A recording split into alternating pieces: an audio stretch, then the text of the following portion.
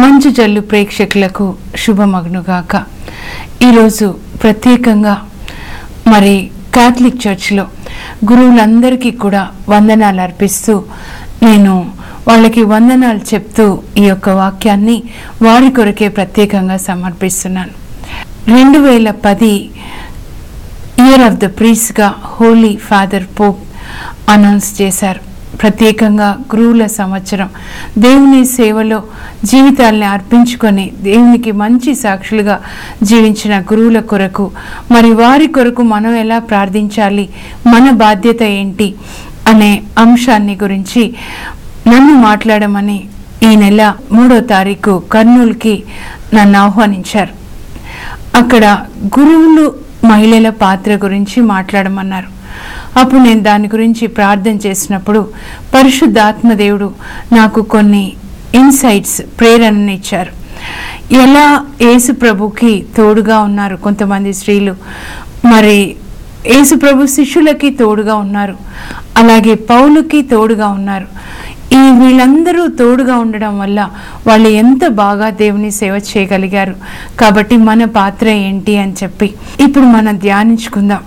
దైవ సేవకులు, వాళ్ళు గురువులు కావచ్చు, పాస్టర్స్ కావచ్చు, దేవుని సేవలో చివరి వరకు విశ్వాస పాత్రంగా ఉండాలంటే మరి మన పాత్ర ఎంతవరకు ఉంటుంది? విశ్వాసుల పాత్ర. కాపరి బాగా ఉండాలి అని అంటే మరి గొర్రెల పాత్ర ఏంటి మనం తెలుసుకుందాం. దీని గురించి ధ్యానిస్తున్నప్పుడు పరిశుద్ధ ఆత్మదేవుడు నన్ను కలువరి శిలువ చెంతకు తీసుకొని వెళ్ళారు. యోహాను సువార్త 19వ అధ్యాయం 25 నుంచి 27 వరకు. యేసు ప్రభు శిలువలో వేలాడుతున్నప్పుడు ఆయన శిలువ క్రింద ఒకవైపు ఆయనను కన్న తల్లి మరియ తల్లి, ఇంకొక వైపు ఆయన ప్రియమైన శిష్యుడు యోహాను నిలబడి ఉన్నారు. అలాగే కొంతమంది స్త్రీలు కూడా ఆయన శిలువ చెంత ఉన్నారు అని చెప్తున్నారు. ముందుగా ఆయన శిలువ చెంత ఆయనను కన్న తల్లి మరియ తల్లి ఉంది. అప్పుడు యేసు ఆ శిలువ నుండి క్రిందికి చూస్తూ తన తల్లి వైపు చూస్తూ చెప్తాడు, అమ్మా, ఓ స్త్రీ, ఇదిగో నీ కుమారుడు అని యోహాను బాధ్యతని అని యోహాను ఆ మరియ తల్లికి అప్పచెప్తాడు. అలాగే యోహాను వైపు చూస్తూ ఇదిగో నీ తల్లి అని మరియ తల్లిని అప్పచెప్తాడు. అంటే ఇక్కడ మరియ తల్లి స్త్రీలకి సాదృశ్యంగా ఉన్నారు. అందుకే యేసు ఆమెని స్త్రీ అని పిలిచారు. అలాగే యోహాను గురువులకి, పాస్టర్స్కి, దైవ సేవకులకి సాదృశ్యంగా ఉన్నాడు. వీళ్ళిద్దరి మధ్య సంబంధం తల్లి కుమారుల సంబంధం. మరియ తల్లి యేసు ప్రభుని గర్భం ధరించి ఎలా 9 నెలలు మోసి ప్రసవ నొప్పులతో ఆయనని కని 30 సంవత్సరాలు పెంచి దేవుని యొక్క చిత్తానికి, దైవ సేవకి కుమారునిచ్చింది. శిలువ మరణం వరకు ఆయనకి తోడుగా నిలబడింది. యేసు ప్రభు పరిచర్యలో మరియ తల్లి బహిరంగంగా కనబడకపోయినా తప్పకుండా ప్రార్థన చేస్తూ ఉంటుంది. ఏ దైవ సేవకుడిని అడిగినా నేను ఈరోజు ఇలా ఉన్నానంటే నా తల్లి ప్రార్థన కారణం అని చెప్తారు. మరి తప్పకుండా ఆమె ప్రార్థించి ఉంటుంది. శిలువ మరణంలో చివరి వరకు ఆమె నిలబడింది. అంటే దేవుని చిత్తం యేసు ప్రభు చేయడానికి ఆ తల్లి నిలబడింది. అలాగే స్త్రీలైన మనందరూ కూడా గురువులు దైవ సేవ చేయడానికి, దేవుని పిలుపులో విశ్వాస పాత్రంగా ఉండడానికి మనం కూడా వాళ్ళ కొరకు ప్రార్థన చేయాలి, తోడుగా నిలబడాలి, ప్రోత్సాహాన్ని ఇవ్వాలి. ఒక తల్లి బిడ్డను ఎలాగైతే గర్భంలో ధరించి ప్రసవ నొప్పులతో కంటుందో అలాగే వాళ్ళు ఆత్మని పొందే వరకు మనం కూడా అలా ప్రార్థించాలి. అందుకే పౌలు అంటాడు, ఒక స్త్రీ ప్రసవ నొప్పులతో ఎలా బిడ్డని కంటుందో మీ కొరకు నేను అంత వేదనతో ప్రార్థన చేస్తూ ఉన్నాను. అలాంటి సంబంధాన్ని మనం కలిగి ఉండాలి. అప్పుడు యోహాను మరియ తల్లిని తన ఇంటికి తీసుకొని వెళ్ళాడు. మరి ఆమె శిష్యుల కొరకు ప్రార్థన చేస్తూ ఉంది. ఆ తల్లి అపోస్తుల కార్యాలు 1:14 మనం చూసినట్లయితే యేసు ప్రభు పునరుత్థానుడై పరలోకానికి వెళ్తూ అపోస్తుల కార్యాలు 1:8 చెప్తారు, శిష్యులతో చివరి మాటగా చెప్తారు ఆయన, పవిత్రాత్మ మీ పైకి వచ్చినప్పుడు మీరు శక్తిని పొందుతారు, అప్పుడు మీరు నాకు సాక్షులుగా ఉంటారు. అని చెప్పినప్పుడు మరి శిష్యులందరూ యేసు పరలోకానికి వెళ్ళిన తర్వాత మేడ పైగదిలో ఒక చోట చేరి ఎడతెగక ప్రార్థించుచుండగా అని అపోస్తుల కార్యాలు 1:14 చెప్తుంది. శిష్యులందరూ కూడా యేసు ప్రభుకి మరి 12 మంది అపోస్తులు, 72 మంది శిష్యులు. కానీ పెంతెకొస్తు దినం వచ్చేసరికి శిష్యుల సంఖ్య పెరిగి 120 అయింది. అక్కడ ఆ శిష్యులతో పాటు మరియ తల్లి, యేసు తల్లి, మరియ తల్లి వారితో పాటు ప్రార్థిస్తూ ఉంది, ఎడతెగక ప్రార్థిస్తుంది. ఇప్పటి వరకు యేసు ప్రభుకి తల్లిగా ఉన్న ఆమె ఇప్పుడు శిష్యులకి తల్లిగా ఉండి వాళ్ళు ఆత్మని పొందేలాగా వాళ్ళ కొరకు ప్రార్థన చేస్తుంది. వాళ్ళు ఒకరిలో ఒకరు పోట్లాడుకుంటూ ఉండొచ్చు. పేతురు చెప్తూ ఉండొచ్చు, నేనే గొప్ప, ఎందుకంటే నాకు అధికారం ఇచ్చారు యేసు ప్రభు అని. అలాగే యోహాన్, యేసు ప్రియమైన శిష్యుడు, నేను గొప్ప, ఎందుకంటే ఆయన గుండెల మీద నేను ఆనుకున్నానని. వాళ్ళు ఇలా శరీరంతో ఉన్నప్పుడు నాయనలారా మీరంతా రండి, పరిశుద్ధాత్మని పొందినప్పుడు ఈ శరీర వాంఛలు పోయి ఆత్మతో నింపబడి నా కుమారుడు ప్రారంభించిన సువార్త సేవ మీరు కొనసాగించగలుగుతారు అని వారికి తల్లిలాగా ఉండి ఆమె ప్రార్థన చేస్తూ ఉంది. అలా ప్రార్థిస్తున్నప్పుడు అపోస్తుల కార్యాలు 2:1-5 చెప్తుంది, పెంతెకొస్తు దినాన బలంగా వీచే గాలి లాంటి ధ్వని అక్కడ వినపడింది.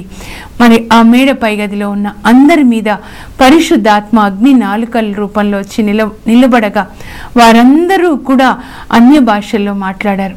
పరిశుద్ధాత్మ వారికి శక్తిని ఒసిగిన కొలది వారు అన్య భాషల్లో మాట్లాడసాగిరి. ఆ తర్వాత పేతురు మొదటి ప్రసంగాన్ని ఇస్తాడు. సృష్టిలోనే మొదటి ప్రసంగం. యేసు పునరుత్థానుడైన తర్వాత యేసు ప్రభు గురించి ఇచ్చిన మొదటి ప్రసంగం అపోస్తుల కార్యాలు 2వ అధ్యాయంలో 11 నుంచి లిఖించబడి ఉంటుంది. మరి మొదటి ప్రసంగాన్ని విని 3000 మంది యేసు ప్రభుని అంగీకరిస్తారు. అంటే ఆ తల్లి పాత్ర అక్కడ చాలా ఉంది అన్నమాట.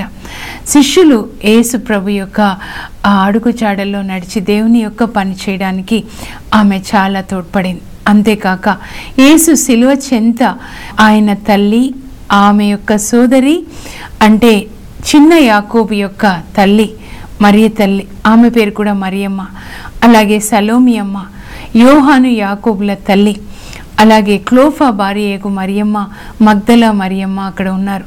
వీళ్ళందరూ కూడా యేసు ప్రభుకి శిష్యులకి వారి సేవలో తోడుగా ఉంటూ వారు ఏ గ్రామానికి వెళ్ళినా వాళ్ళు కూడా ప్రభుతో పాటు శిష్యులతో పాటు వెళ్ళి వాళ్ళ అవసరాలన్నీ తీరుస్తూ ఉన్నారని లూకా సువార్త 8వ అధ్యాయం 1-3 వరకు చెప్తుంది. మరి యేసు ప్రభు శిష్యులు ఎక్కడికి వెళ్ళినా 13గా వెళ్తున్నారు. ఈ 13కి భోజనాలు, మిగతా అవసరాలు చూడాలి. అంతేకాకుండా వాళ్ళు సువార్త బోధిస్తున్నప్పుడు ఎన్నో ఆటంకాలు, శ్రమలు వస్తాయి. పరిసయ్యులు రాళ్లతో కొట్టాలనుకుంటారు, అవమానిస్తారు, మాటలతో పొడుస్తూ ఉంటారు. కొన్నిసార్లు వాళ్ళు నిరుత్సాహంగా ఉండొచ్చు. ఆ సమయంలో వీళ్ళు వారికి తల్లులాగా నిలబడి మరి వాళ్ళకి నైతికంగా కూడా వాళ్ళకి ప్రోత్సాహాన్ని ఇస్తూ మారల్ సపోర్ట్ని ఇస్తూ వచ్చారు. అలా యేసు ప్రభు యొక్క సేవ కొనసాగింది. స్త్రీలు చాలా మంది ఆయనకి తోడుగా ఉన్నారు. ఆ తర్వాత శిష్యులు చూడండి, అపోస్తుల కార్యాలు 12వ అధ్యాయంలో పేతురు చెరసాల్లో పెట్టబడినప్పుడు క్రీస్తు సంఘం అతని కొరకు పట్టుదలతో ప్రార్థిస్తుందని అపోస్తుల కార్యాలు 12:5 చెప్తున్నారు.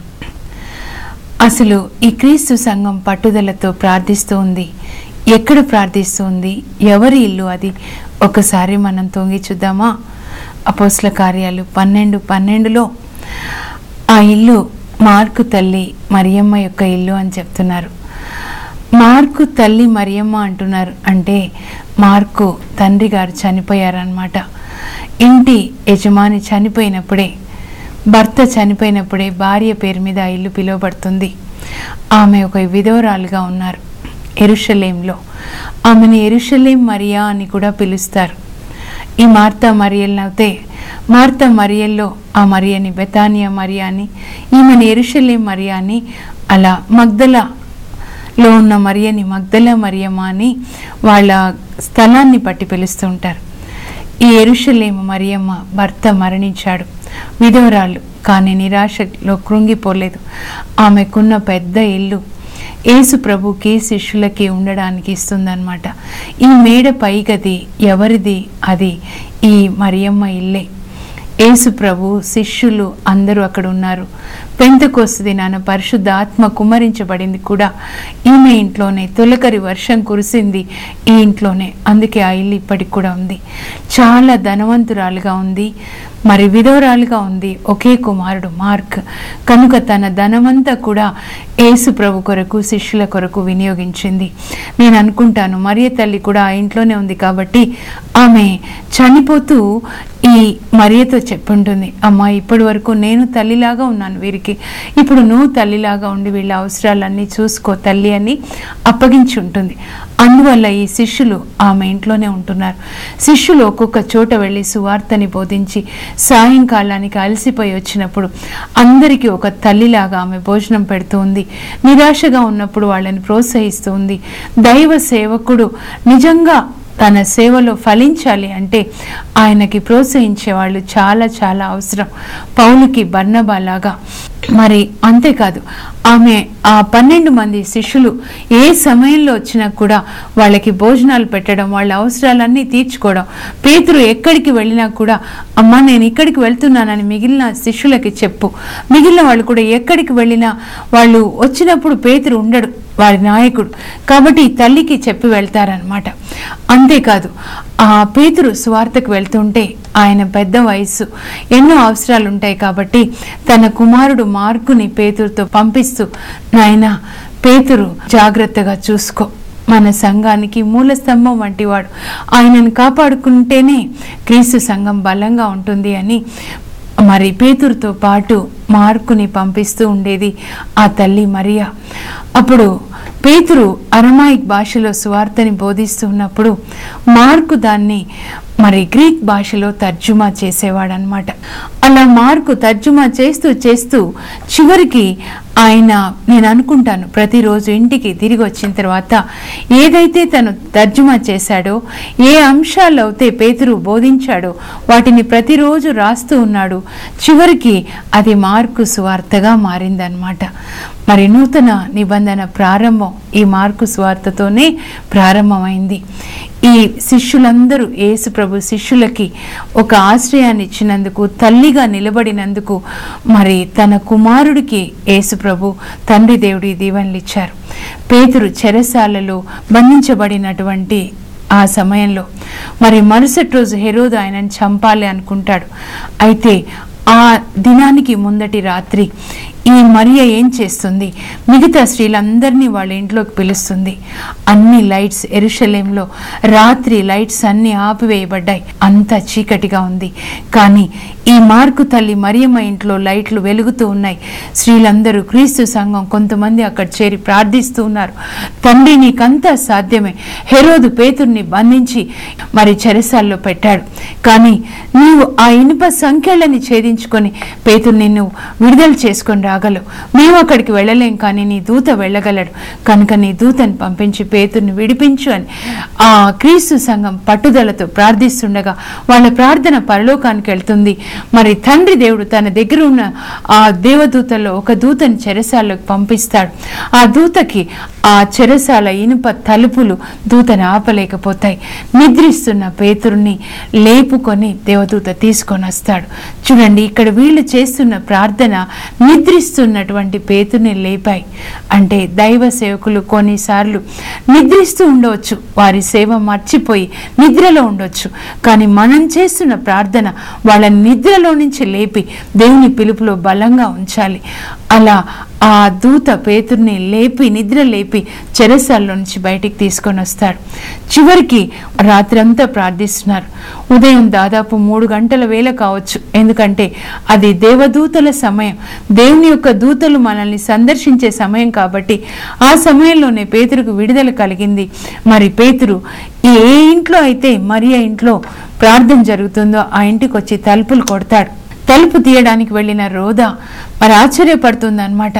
అయ్యో, మనం పేతురు కోసం ప్రార్థిస్తున్నాం, కానీ పేతురే ఇక్కడికి వచ్చాడు అని తలుపు తీయకుండా వచ్చి చెప్తుంది, నీకు పిచ్చి, పేతురు ఎందుకు వస్తాడు, చెరసాల్లో ఉంటాడు. లేదు లేదు, పేతురు వచ్చాడు అన్నప్పుడు ఆమె తలుపులు తీస్తుంది.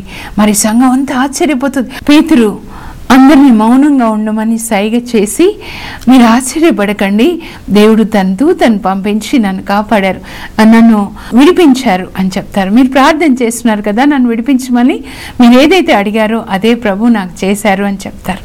వాళ్ళు చాలా ఆశ్చర్యపడతారు. అప్పుడు పేతురు మరియ వైపు చూస్తాడు. అమ్మా, నీవు చేసిన ప్రార్థన, ఇదిగో అందరినీ ఒక చోట చేర్చి చేసిన ప్రార్థన వల్ల నాకు విడుదల కలిగింది.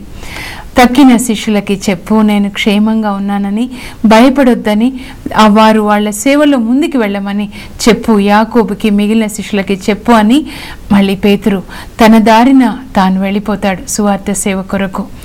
చూడండి, నేను ధ్యానిస్తున్నాను, ఈ 12 మంది శిష్యులను హెరోదు రాజు ఒక్కొక్కరిని వెతికి పట్టుకొని చంపించే రోజులవి. ఆ హెరోదు రాజు అప్పటికే యాకోబుని కత్తితో చంపించాడు, యోహాను వాళ్ళ సోదరుని చంపించాడు, మిగతా శిష్యులు దొరికితే చంపాలని, అందుకే పేతుర్ని కూడా బంధించాడు చంపాలని.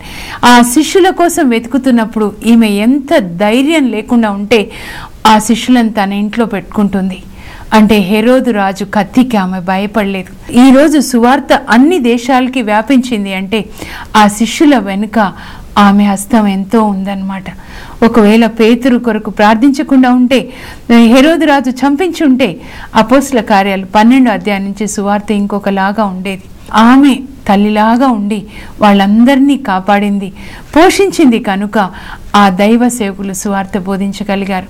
అందుకే దేవుడు ఆమెకి ఇచ్చిన వరం ఏంటంటే ఆమె కుమారుడు మార్కు మరి మొదటిసారిగా సువార్త రాసే కృప, నూతన నిబంధన ఆ మార్కు సువార్తతోనే ప్రారంభమవుతుంది. ఇప్పుడు మనం దైవ సేవకుల కొరకు ప్రార్థించవలసిన అవసరం చాలా చాలా ఉంది.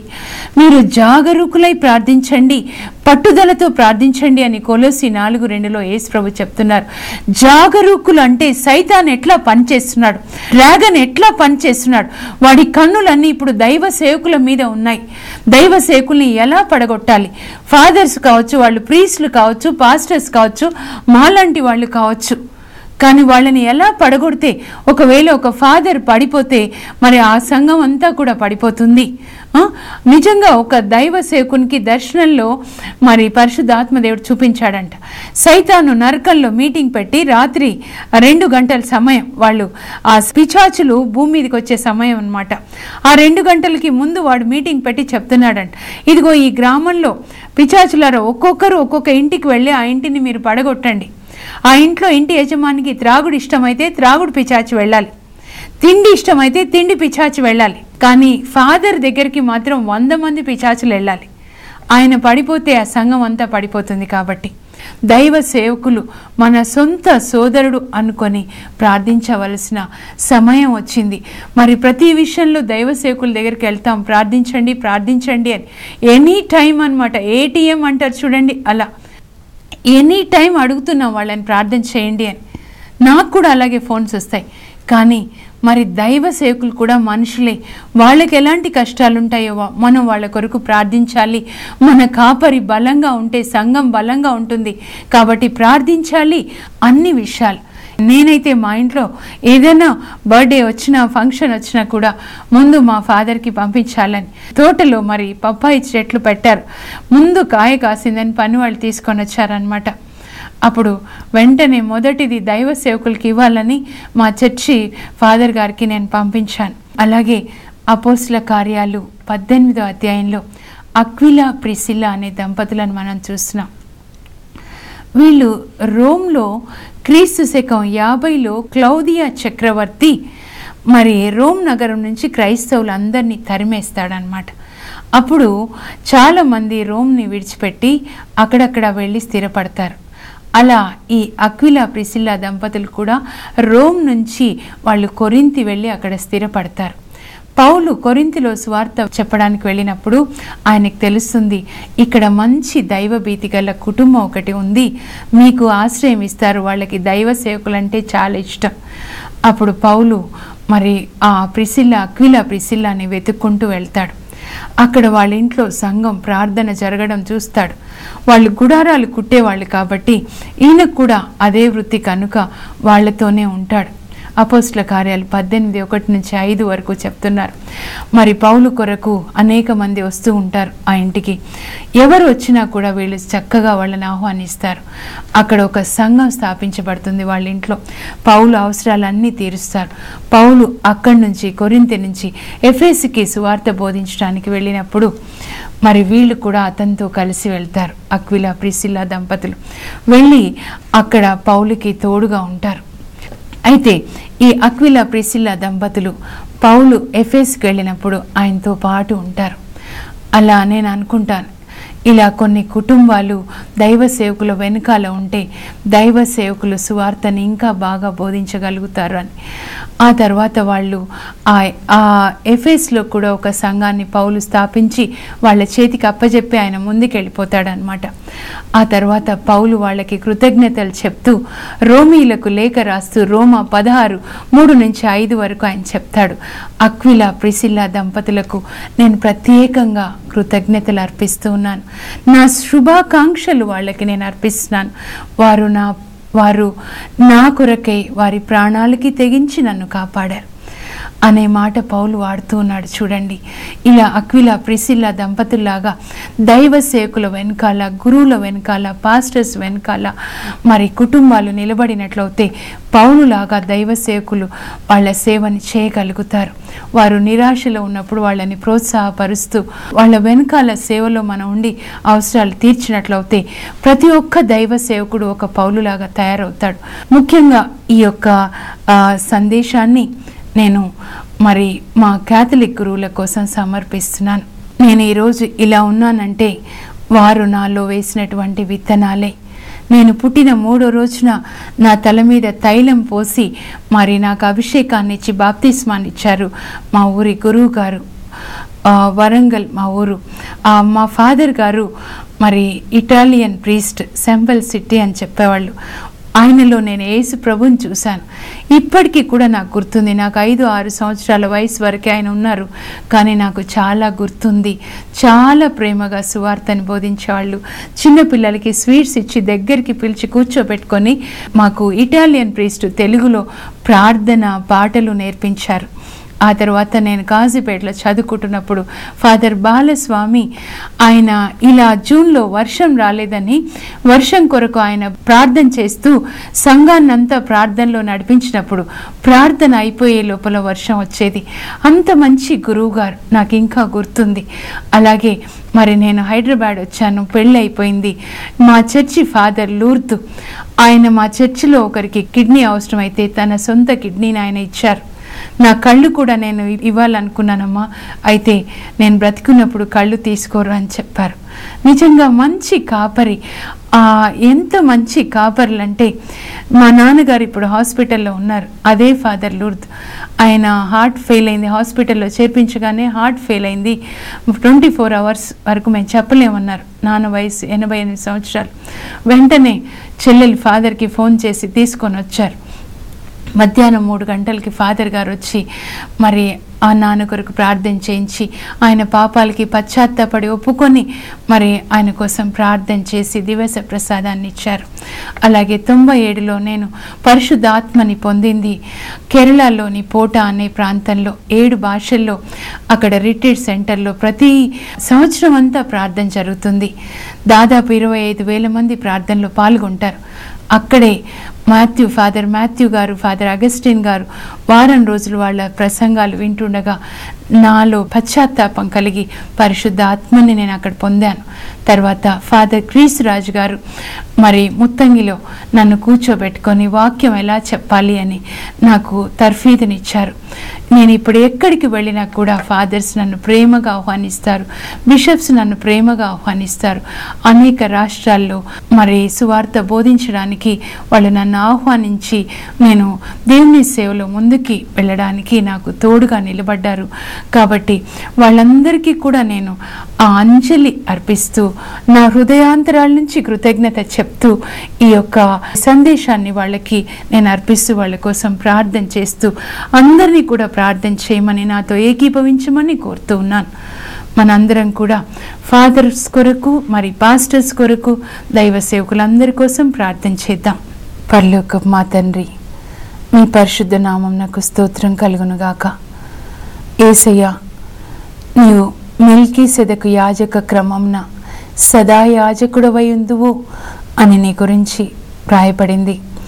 నాయన తండ్రి కుడి ప్రక్కన ఉండి అందరి కొరకు ప్రధాన యాజకుడై ప్రార్థిస్తున్న యేసయ్య, ప్రత్యేకంగా తండ్రి కృపా సింహాసనం చెంత ఈరోజు మా పరిశుద్ధ తండ్రి గారు పాపు గారిని, అలాగే మా బిషప్స్ని, గురువులని, పాస్టర్స్ని, దైవ సేవకులని సమర్పిస్తున్నాం. తండ్రి, మీ హస్తాన్ని చాచి అందరినీ దీవించండి.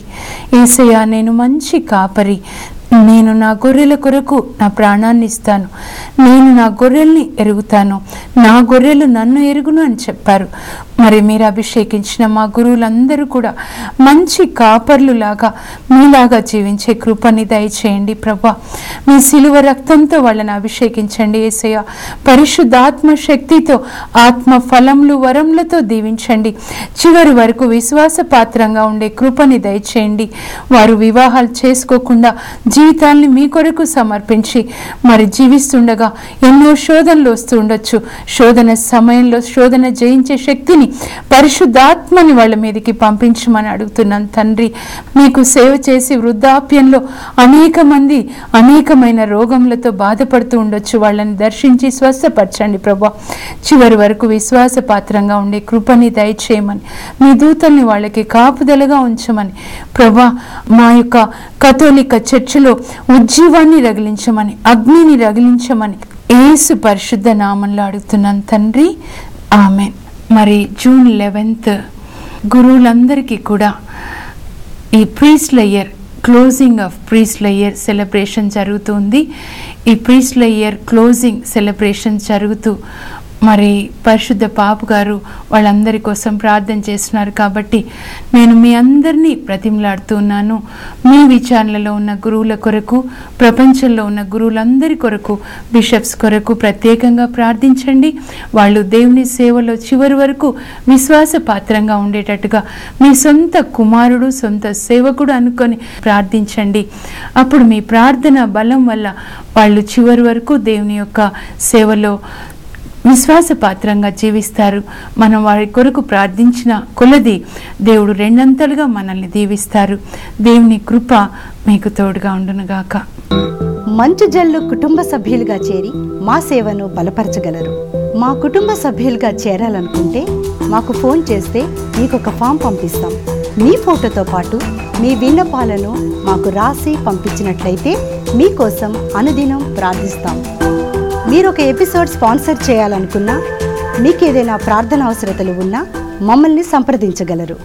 మా ఫోన్ నంబర్స్ 66626206, 9848024640, 9959670994. దేవుడు మిమ్మల్ని ప్రేరేపించిన కొలది ఈ సేవను ఆర్థికంగా బలపరచగలరు. For more information, please contact us. Our address, Mrs. Jacinta Rani, 214 Pavani Estates, near St. Anthony's High School, Himayat Nagar, Street number 8, Hyderabad 29, Andhra Pradesh.